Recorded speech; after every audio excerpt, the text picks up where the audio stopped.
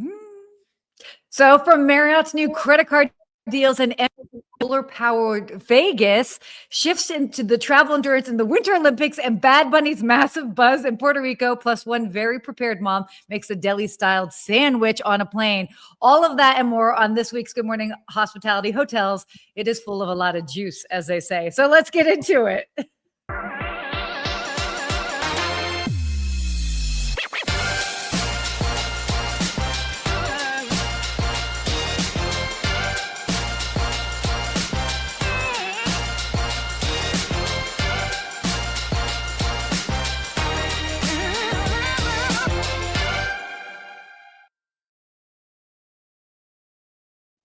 Good morning. Good morning, Sarah.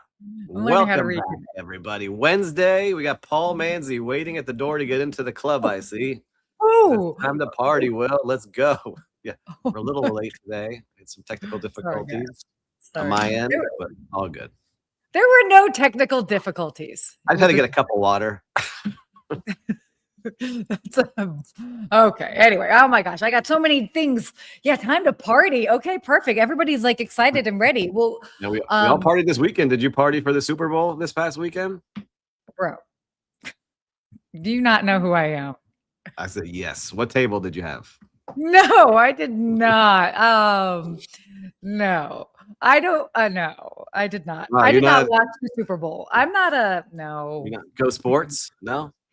Well, I did, and I had too much fun. I think I had too much fun with my friends over at the Lowe's Miami Beach Hotel. They have a beautiful setup there because they have giant screens everywhere for the Super Bowl and a nice table and food and drinks. Like great people all around. So I almost had the Super Bowl flu. They said I saw an article where 26.7 million people were expected to call out of work. Wait, what? I didn't see that stat. Are you serious? I'll send it to you. Yeah, it's called the Super Bowl flu. So oh my God. The Monday after Super Bowl is like one of the most called out days in the country. So they're all saying we should be a national holiday the day after the Super Bowl.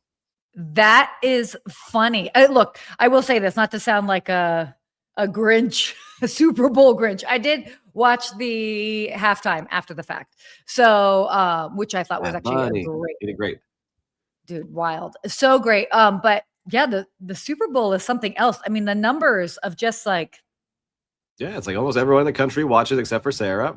And then you have the halftime show and all the commercials. It's fun. But it was great.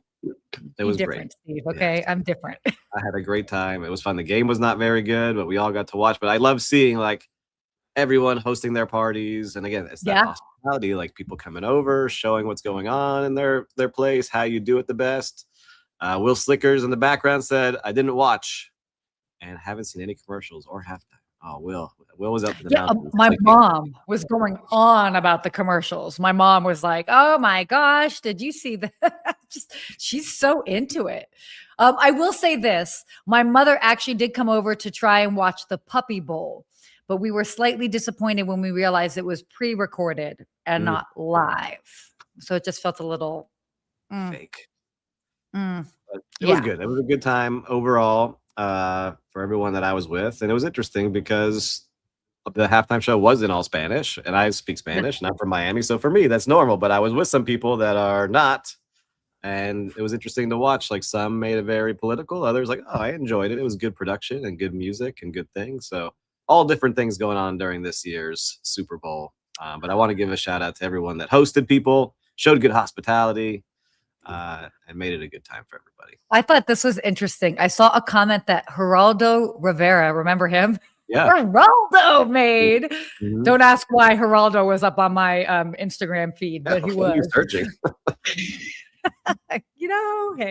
But he made an interesting point. He was like, you don't go to the opera and expect them to like sing in English when it's like in Italian. So, I think there was a lot of fuss over it was a lot of fuss over nothing. I think the numbers at the end of the day showed where people had their preferences. There were definitely like huge. I mean, what is it? One of the highest viewed Super Bowl halftime shows ever, if not the highest of all time. Mm-hmm.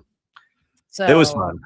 Look, that's awesome. We'll make it political here. Overall, a fun game, fun people I was with, good time.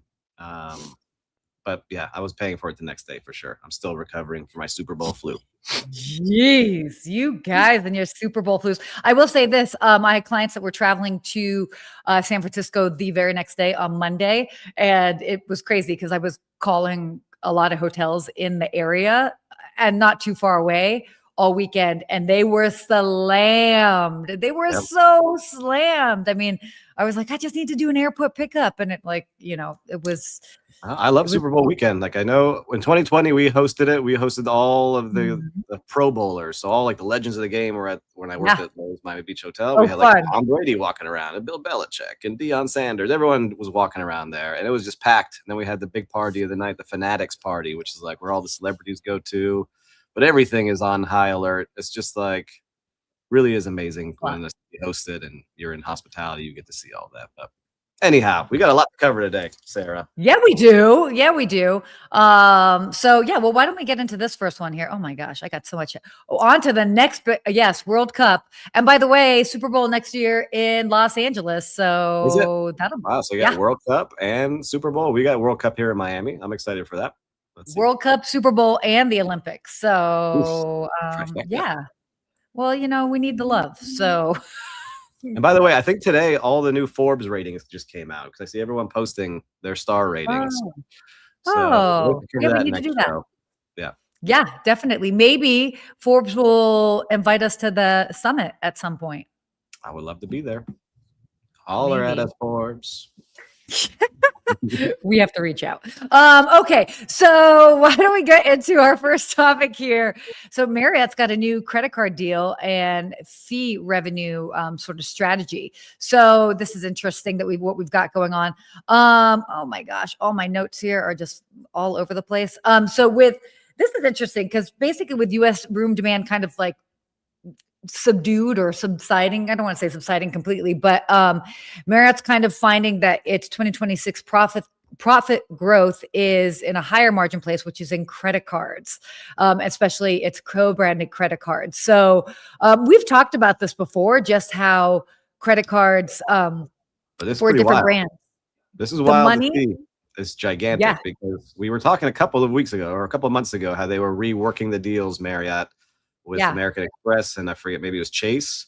But they're seeing now, they said that they're going to expect to see around a 35% increase in co-branded credit card fees this year, which is a gigantic number. And I was wondering why Marriott's stock price was skyrocketing yesterday. And it's because of this call analysts that they're seeing. Again, this is like free money. There is nothing associated. There's no cost with it. It's just people swiping their credit card to get the points.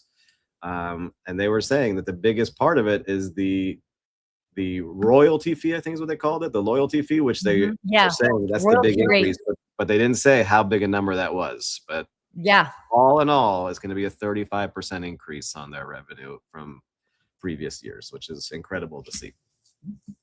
It's fascinating that credit card space. I mean, I get so many people that ask me about it. They're like, "Oh, what card do you have?" And I mean, I have a Marriott card, and I have a different strategy. I just kind of like use it for my stays.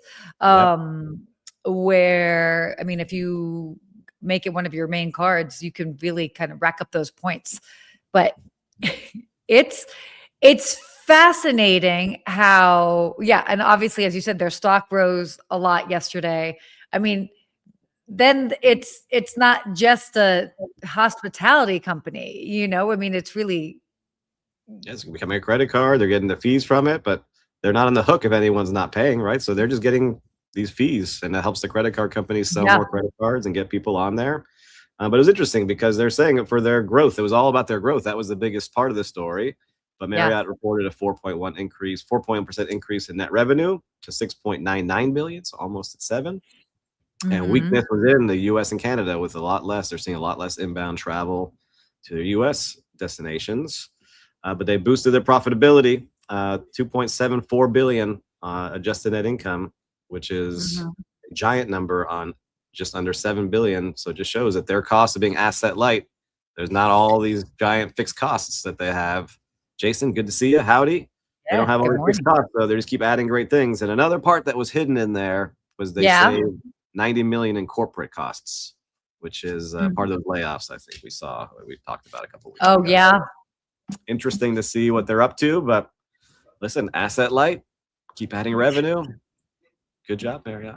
It's a strategy, that's for sure. So, yeah, interesting to see. So, yeah, let us know. Do you guys have any co-branded credit cards? Do you have? Like, are you? I do not. I still just use American Express straight up. Oh, I've got Delta. I've got Marriott. I mean, I've got a lot of cards because I don't use them all the time, but you get them for different like sign-on bonuses, and you can do that to get like extra perks. And so, look at it. I get so many points through American Express, and they do a good job. Like I could use those points right at Marriott properties, and they're fine hotels and resorts. And I do a lot of traveling, so I don't know. I'm not into. I don't know it that well. I'm not into like I got to get with the points guy. You got to figure that out a little bit more for me. Oh yeah, okay. Maybe we can have him on. We haven't had him on, I don't know that he's ever been on, but he's a good friend of mine, so we can get him on. Be great to have. Easy. Let us know if you guys want us to make that happen. We can make it happen. All right, points episode. Yeah, that would be fun. All right. Oh, next topic here, travel endurance. It's so crazy. There are Olympics happening right now. The 2026 Winter Olympics are happening right now. And this was funny because it's presenting a little bit of logistical and travel, I don't want to say challenges, but stamina, they're kind of even saying, for both fans and operators. It's a multi-stop destination. You can't get there directly. It's definitely not easy to get there, but fascinating. I always find that interesting when they choose that for big events like the Olympics, to choose a place that isn't maybe the easiest to get to. Yeah, and they're saying that too. Yeah, on average, it's because they're the home base is in Milan, which is their kind of promoting the home base, but the average trip they were saying is 6 hours, whether it's by train or plane, to get places. So they're like telling athletes and coaches and people filming and everyone involved, like, plan ahead, don't miss your flight, don't go the same day, get there a day before. So it makes it pretty challenging for the athletes. But number one, I can only imagine, like, you're an athlete, you've been training your whole life, and then you have to worry about delays and all this stuff. So they're getting there earlier and earlier to the city they have to be in. But for people covering or going to the event as a guest and attendee, and you have multiple tickets in different cities, it's hard to do all those things. So all the events are in different places. It's crazy because they're expecting about 2 million visitors for this particular Winter Olympics. And by the way, what's interesting about this is Los Angeles is kind of toying around with a similar sort of concept. I mean, I feel like even one of the one part of the Olympics is like somewhere else entirely. Don't quote me on that, but I do remember hearing that. I don't remember. Yeah, they're saying they're like in 5 different areas, and so and so this is different areas across the mountain range, all throughout the mountain range, and they're not major travel destinations with major airports, so you have to take trains and cars and planes, and it's interesting to see how they do. And they were saying in the Paris Olympics, where you would think like, oh, you're going to get a big boom because of people traveling, Delta actually lost money because they had to rearrange so many things for people traveling to the city and do it in different ways. So it's really not like you're gonna get a boom. You get things that are shifted around because people then avoid the city too, because like, oh, I'm not going to the place where the Olympics are being held because I don't have tickets. It's gonna be too crazy. So, and you lose out on the revenue that way too. The airlines were saying so. And Paul Manzi, the problem that skewed more Winter Olympics than summer with remote nature mountain events. Creates some amazing visuals though. That's true. I've been watching those drone shots chasing those skiers going downhill. It's pretty intense. Those drones are flying at 70 miles an hour behind the skiers. That's wild. Yeah, the coverage has been fantastic. But it's also it's interesting. I mean, how can you can't, it's almost impossible to keep everything in the same area, So I think it's just maybe it's better. It's a lot of Mother Nature. You got to find the snow. So you got to go to the mountains. But I think we skipped a story, Sarah. You got excited. Wait, we did? I'm sorry. Oh, we had a big one. This is a big one. We did. This is a big one. Sorry, I'm on this weird screen today. Let's go back to this story. So MGM Okay, this was kind of cool. So MGM now powers all of its Las Vegas Strip properties with solar. This was pretty fascinating, is because they've been kind of like working on this for some time, and now basically they power up to 100% of their daytime electricity. Covering, by the way, they've got 14 hotel casinos, so which is pretty awesome. But fascinating thing is they didn't actually pay for this up front. So as far as like to build the solar arrays. So they basically worked with developers as they were building them, and basically committed to buying the electricity on those projects. And it's been going on for several years, but I think they actually reached the net, what was it? Like 100% mark in December is what it was. Yeah. So they're doing all power through their casinos. So they have 40,000 hotel rooms that they're powering. And that's almost 2 miles of Vegas Strip that is now powered by solar. And their goal by 2030 is to get to 100% renewable energy. And so they're 2/3 of the way there. But it's an interesting business model where this has been in the works for several years, where the solar company said, hey, if we build it, will you use our energy? And they said yes. They had to do a little bit of an investment, but then they said, okay, we're going to have a flat rate. So basically they know how much every month they're going to pay. And if you run hotels, electricity is one of the biggest costs that you have in that building. Yes. And so if you can all of a sudden understand what your cost is going to be every month, you can forecast better and you can do things that way. And what was interesting is that MGM had to pay $80 million in exit fees to get off the grid of normal power lines. So on top of paying $80 million, they said this is still a good decision for us because it must be that much cheaper, because they said they look at everything through a financial lens. Yeah. And they're doing everything to bring in, for the bottom line and help the publicly traded stocks. So I love seeing it because you always hear about solar or wind. I think, you can't power everything, but they've just done it now. They show it's a great example of what they have going on in their hotel. Well, the state of Nevada actually ranks among one of the top states in the U.S. for solar capacity. About more than 30% of its electricity of the state comes from solar. I've seen apartment buildings that are completely solar in Las Vegas. It's cool. It's great that, again, for some of these states that can really take advantage of it. And keep in mind, it's not just like electricity, like turning the lights on.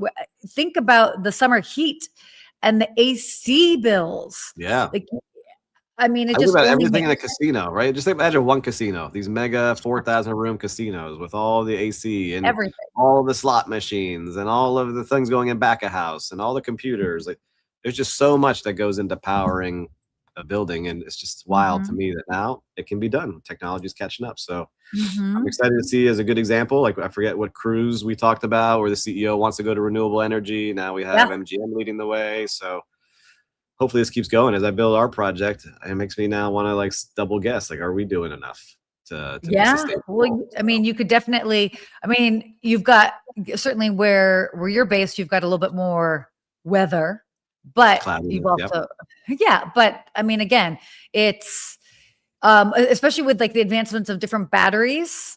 And so that you're able to kind of stock up on that solar. I think we're only a few years away from it really changing. And if they can do it in Las Vegas and the Strip with this much. Yes, I'm excited. That's why I was excited, because that's where you think of excess of everything always going. So good job, everyone. Let's see how it continues to push.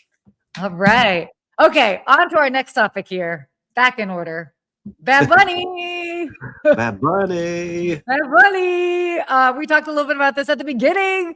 Wow. Okay. So the big thing now is Bad Bunny, obviously from Puerto Rico, the big buzz over the weekend going into this week.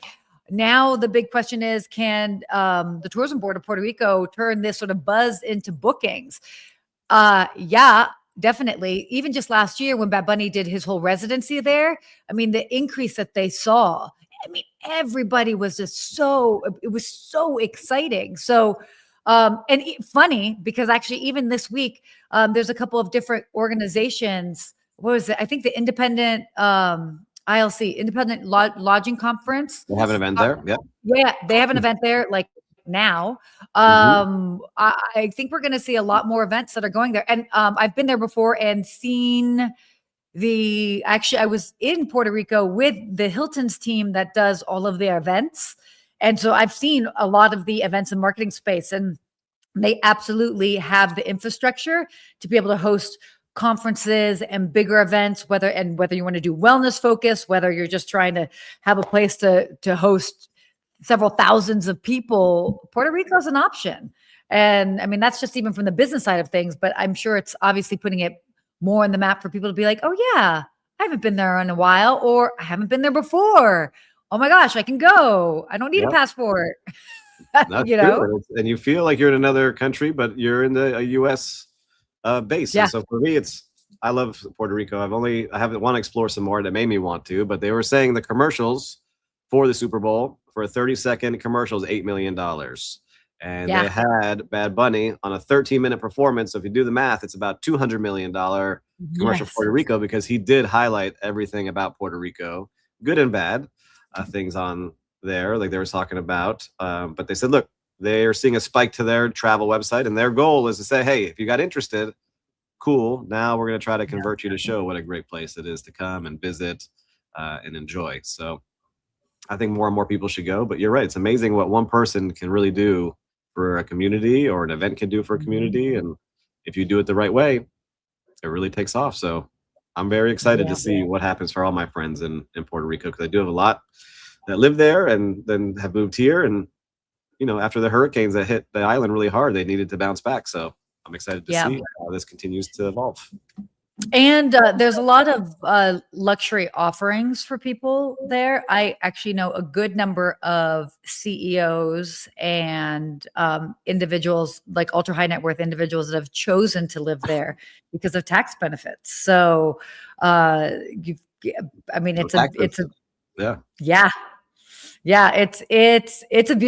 it's beautiful. So point is, if you haven't been, you should definitely check it out. It's not all super rustic. There's a lot of luxury if you like to go more luxury, but if you want something certainly cultural, the culture is strong there. Isn't it home of the pina colada, right? Oh boy. That is. I don't know. Yeah, no, we did. There's a fight over, actually. So it's like, well, yeah, there's that too. But they claim that it came there from Puerto Rico. That's all I'm saying. I'm just repeating what they told me. Everybody's gonna fight for that. We'll have a fight. Anyway, nobody wants to trust the half Lebanese girl when it comes to pina coladas, but that's okay. That's fine. Whatever. We'll talk about tabbouleh next time. Okay. Why don't we move on here? No, you don't. Look, I had one made there. Whatever. Okay. Pina colada. We're looking it up right now. We're doing our journalism. Yeah, look it up. It was at the hotel. I don't know if they pronounce it Caribe or Caribe or whatever, which is a Hilton property. And it was a gentleman. You're right. You're right. Yeah. Right. The interweb says Puerto Rico. I'll give it to you. Oh, I'm sorry. Wait, did you say that again? I'm right. Yeah. I'm a little under the weather. My brain's not functioning properly. I'll take it. Wow. Nobody wants to trust the blonde girl. I trust. That's all right. It's all right. All right. Well, with that energy, why don't we go on to our last story here? Unhinged. I just failed Jeopardy. If this was Jeopardy, I would have lost. Yeah, you would have, and I would have won, but that's okay. Yeah. So our unhinged travel story of the week. I love this one. So this Show the picture. Yeah. Show this. So a mom, 71-year-old mom, went viral for making a fully stacked deli-style sandwich on a long economy flight. Do we have the video? I should have asked that before. Oh man, if we have, that'd be great. While you're trying to put it up, oh no, we don't have it. Or do you? Okay, yeah. So as you're talking about it, so basically, there was a video that was posted by your daughter, shows that this woman, 71-year-old woman, is basically making like a big deli sandwich across multiple tray tables. Man, she just like made her own subway station. She was like, "Girl, we just added all the toppings." But I love this because, and then social media, obviously, it's a split reaction. Some people are like, okay, this is definitely like a sub shop at like 30,000 feet. But then you've also got some people saying, hello, that's dirty and gross. What about that onion smell? So, oh yeah, here, check it out. All right, let's see the video real quick. Let's see. I haven't seen this yet. Look at her. She's at work. She's got 6 sandwiches being made. Look at all these like real toppings. Adding the lettuce. That's a straight up assembly line. Yeah, it is very impressive what she's putting together. Oh, thank you, Mom. Oh, look at that sandwich. That is a delicious. I'm starving right now, too. That looks like a delicious sandwich. That is hilarious. Oh, my God. Wait, did they create extra for other people? They should have. No, those are kids just reading the article. I hadn't seen the video yet. But that is a real mom right there. And Jason saying mom's rule. I agree. But I'm trying to figure out, like, I worry about, like, if I have a liquid in a bottle or, like, I'm traveling with, like, too much, products that are gel or something. And how does she get all of this on a plane? I don't understand. Well, she just would bring the deli meat and the cheese. So you bring bread. Yeah, bread. Yeah, you can bring all of that, and then she probably just went by one of the stores or like the restaurants in the airport, just grabbed a couple extra things of mustard and mayo or whatever she wants to put on it. That's what I would do.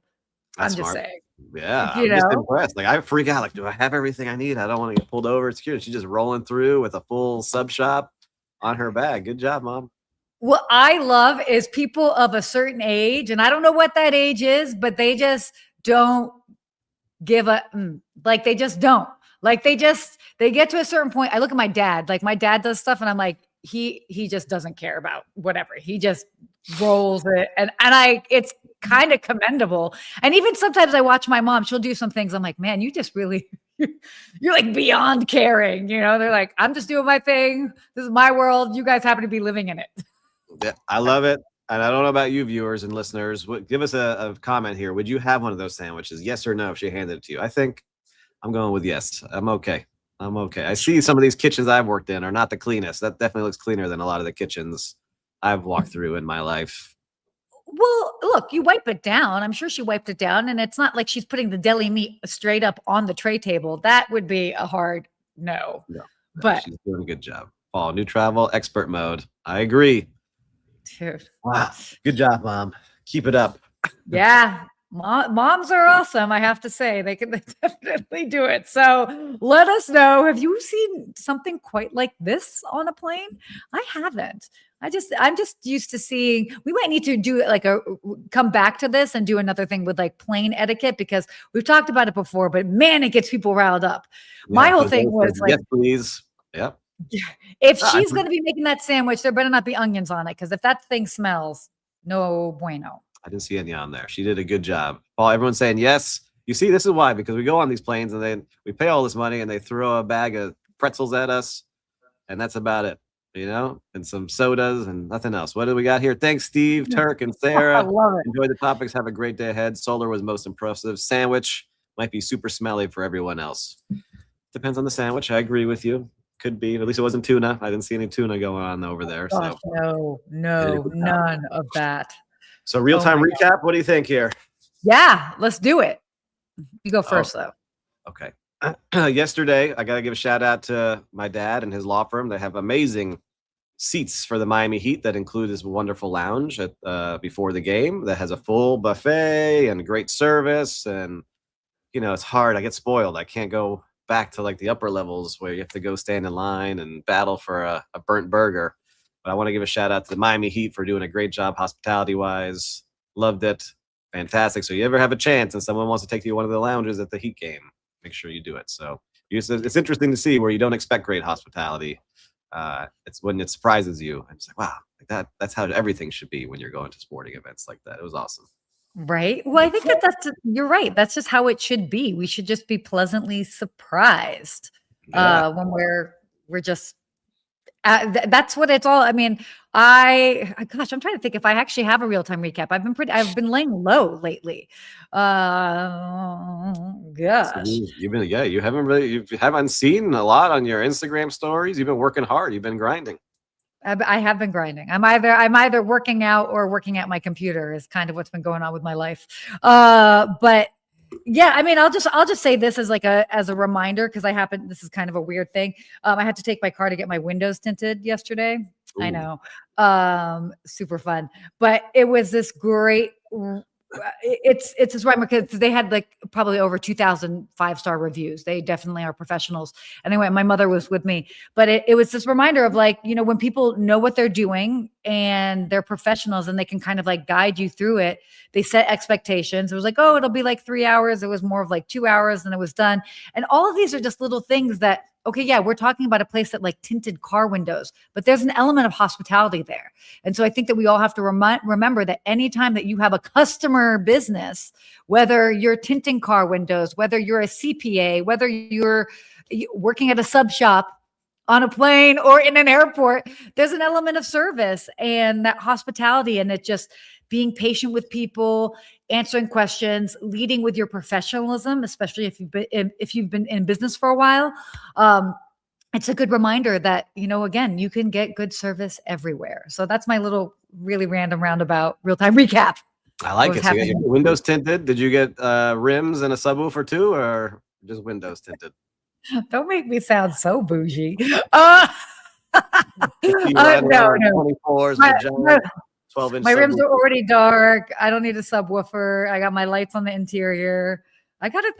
Look, the car's looking fly. Maybe we'll share it one day. I like it. All right. Well, listen, we did a great show here. I love all the new viewers that we saw here commenting. Sabine, we got your comment in here. Sevket, we'd love seeing you join the show. Look, we shared a lot of great info. I know that if you found it interesting, somebody else will too. So take this time right now to share this story with them, share the podcast. If you haven't yet, make sure to follow Skift on YouTube, LinkedIn, and anywhere else that we're streaming. But we always appreciate you all. And listen, until next week, stay hustling. Oh my gosh.